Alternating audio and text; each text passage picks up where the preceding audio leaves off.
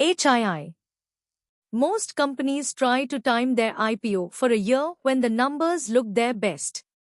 This one didn't have that luxury.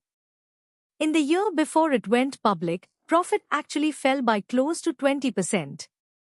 It listed anyway, priced modestly, popped on debut, and has since gone on to nearly double from its issue price.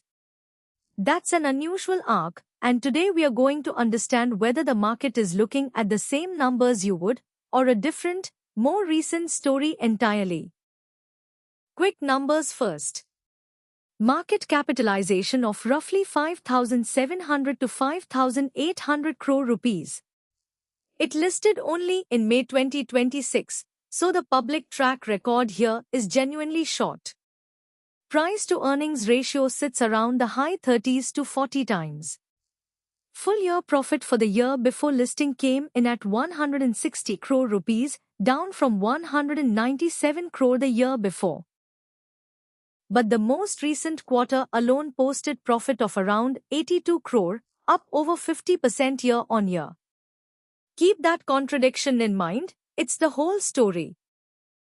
This is a digital-first lender, serving customers largely new to formal credit. The mass market segment banks have historically found too expensive to serve well.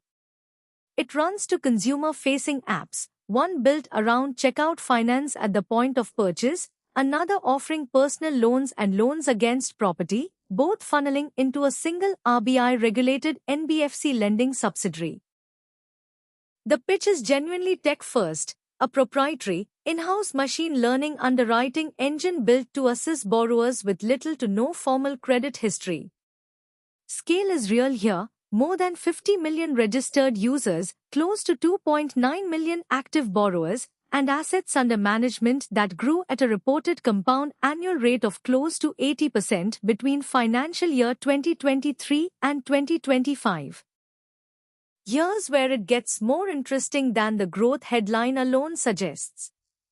Full-year revenue fell from around 1,700 crore rupees to roughly 1,340 crore, and profit after tax declined from about 197 crore to around 160 crore over the same period.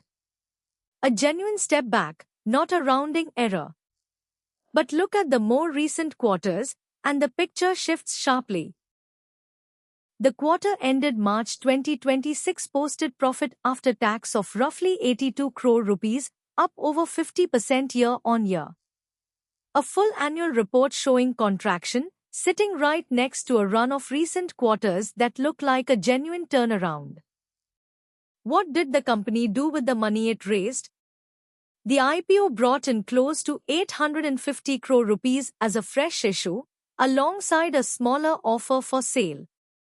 Following listing, the company routed roughly 637 crore rupees directly into its lending subsidiary through a rights issue, specifically to support future loan book growth.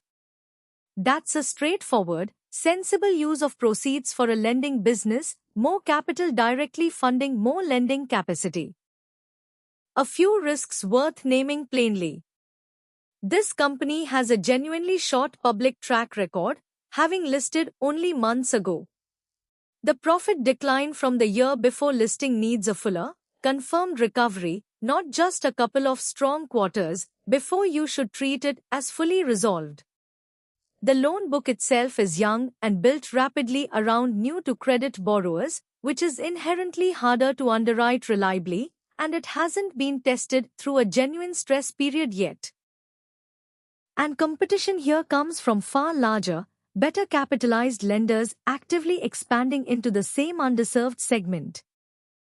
At its current market capitalization, this stock trades at a price-to-earnings ratio in the high 30s to around 40 times, against peers that are substantially larger in scale. One honest note here, price-to-book data across different sources for this company was genuinely inconsistent, to the point where it isn't reliably usable without checking the company's own filings directly, so we've deliberately left it out rather than quote a number we can't stand behind. The real question is simple to state and harder to answer.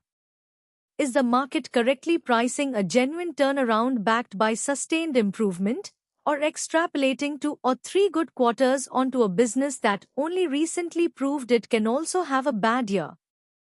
So, which company is this? The full reveal and the complete written breakdown are in this week's Second Source article, linked below.